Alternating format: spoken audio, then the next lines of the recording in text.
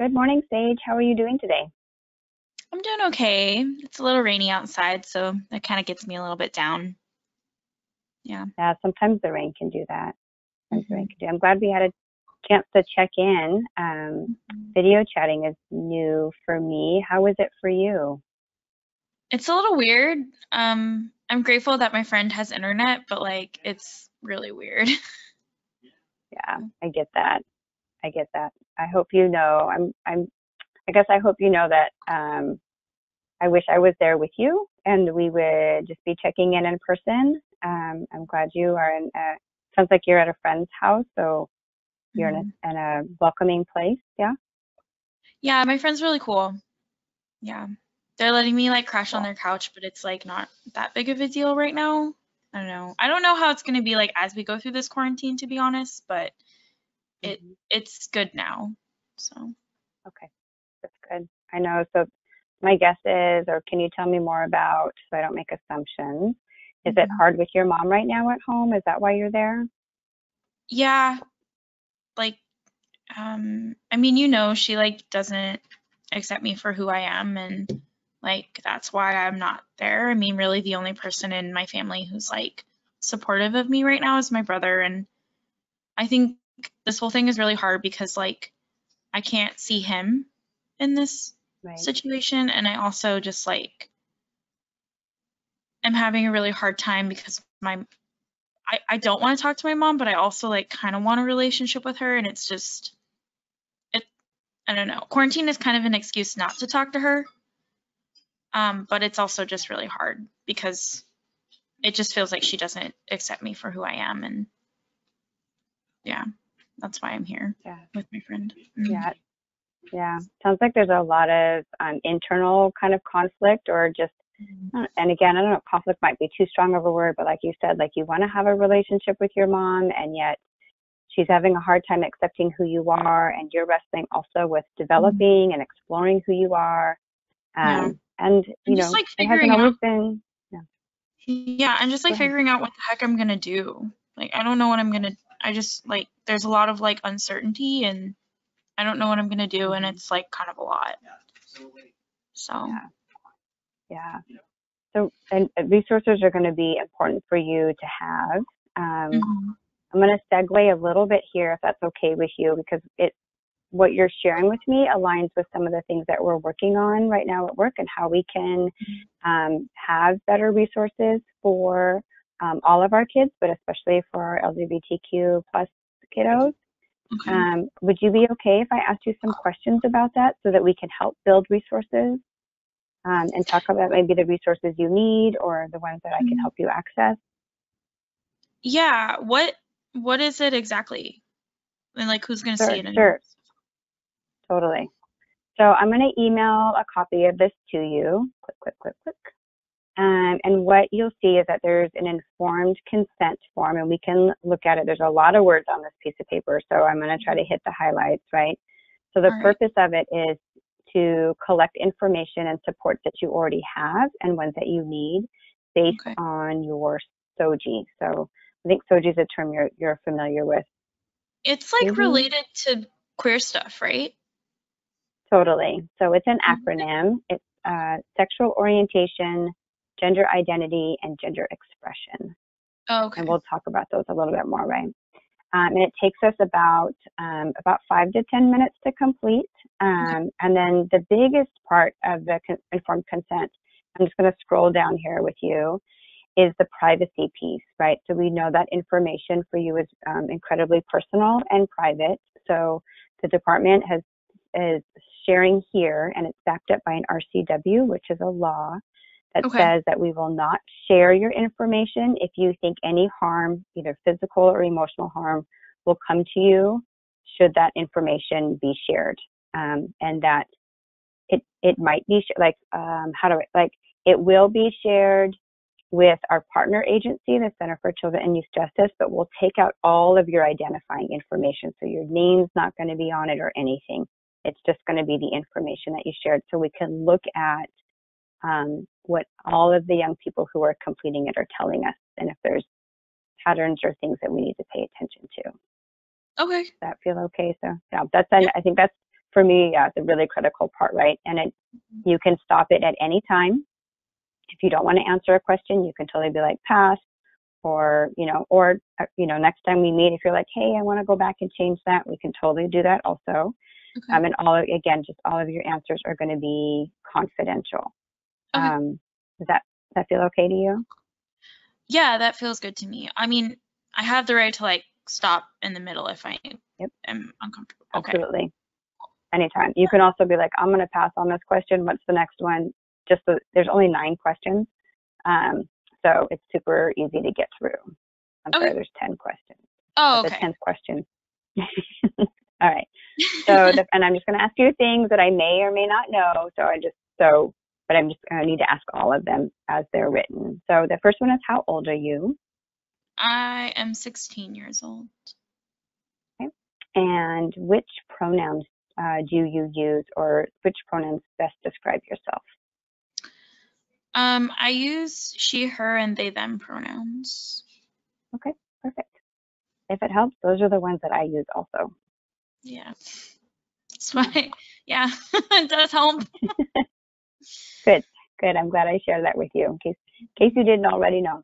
And the next question is asking about your race and ethnicity. I should have told you, these are all you can see they're all multiple choice. What's the word I want? Multiple choice. Thank you. Yeah. So we can read them out loud, or and I don't know what this means and prefer not to answer is always a response. Okay. So this is about your race and ethnicity. We have African American, Black, Asian, American Indian, Alaska Native, Hispanic or Latino, Latina or Latinx, Caucasian or white, Native Hawaiian or Pacific Islander, not listed. I don't know what this means and prefer not to answer. I would say white. Okay, great. And the next one is related to your sexual orientation. The choices are straight, gay or lesbian, bisexual, asexual, pansexual, queer, not listed, I don't know, questioning, I don't know what this means, or prefer not to answer. Okay. Like when I first came out, I was lesbian, and then I thought I was bisexual, but I think I'm like landing more on being pansexual and queer. I don't know if can I check multiple? Cool. Absolutely. Let's go queer and pansexual. Okay, perfect. Thank you. Number 5 is about your gender identity. So that's about how you feel. So the options are a boy, man, a girl, woman, transgender, queer, cisgender, non-binary, not listed, I don't know, or questioning, I don't know what this means and prefer not to answer. What does cisgender mean? So cisgender, if I break it down, cis is CIS means the same, and that's when your sex assigned at birth is the same gender that you identify with. So if I use myself as an example, I was female assigned at birth and I identify as female, so I'm a cisgender female, or cis for short, which is different than trans. So trans means to change. So if I was female assigned at birth and I identified as male, I would be a transgender male, if that helps to see the difference. Yeah, that does help. Yeah. I was just getting tripped up on the cis part. Thanks for that. Yeah, it's a new term. It's a newer term. I think I definitely I feel like I'm more of a woman, but I'm also like still kind of exploring that. So I would say like woman questioning. Sure. Yeah. So we can definitely check off girl, woman, and I don't know, or questioning. And there's another term in here, non-binary, which talks about maybe another term could be like gender fluid or gender non-conforming. And that's when somebody's exploring or identifies more of either a blend of the multiple genders or doesn't specifically align with one specific gender. So that's also, again, new language that you might want to think about. Doesn't have to be written in here, but that will be something that think about moving forward too. Okay, I'll look into that. And let me know if you want to talk about that anymore with me too. Okay. Number 6 is gender expression. So this is about how you communicate externally out to the world. So gender identity is how you feel on the inside. And so this is really about your clothes, your grooming, your behavior. Does it feel feminine, masculine, fluid, neutral, don't know, all of it, none of it? It's really up to you how you want to answer this one. I mean, for me, it really depends on the day. Like some days I feel like I'm feminine and some days I feel very like not, but like not masculine, like more like in the middle. Like I guess like a word would be like androgynous. Yeah, absolutely. Yeah. I can just write that in. That's perfect. Yeah. And then number 7, on your birth certificate, do you know how you were identified at birth? Yeah, I believe I was female at birth. Okay, perfect. And then this might be a new term also. Do you know, or do you identify as being intersex? That's when the body is born with both male and female physical parts. I don't think I am. Okay. The number 8 is, have you had any experience with the following? This is about housing. So either homelessness on your own or with family, foster care, juvenile justice, none of the above, or any other system. So I don't live at home right now. Does that mean I'm homeless, technically? Technically it could, but you're staying with a friend, so you have a home that you could go back to. I was also although staying in I know that before I got with my friend, though. So I guess I was homeless. Okay. I am homeless. And then definitely after Dad passed away, that was hard, and we like with Mom, we were homeless when I was younger. Right. I think Yeah. you stayed in your car for a while, if I remember right. Mhm. Okay. We'll just indicate those then. You doing okay? Yeah. It's heavy, but it's They're okay. hard. It's heavy. Yeah. We're almost done. So the last 2 questions are actually really open-ended questions. And they're really about, when do you most or least feel comfortable being yourself?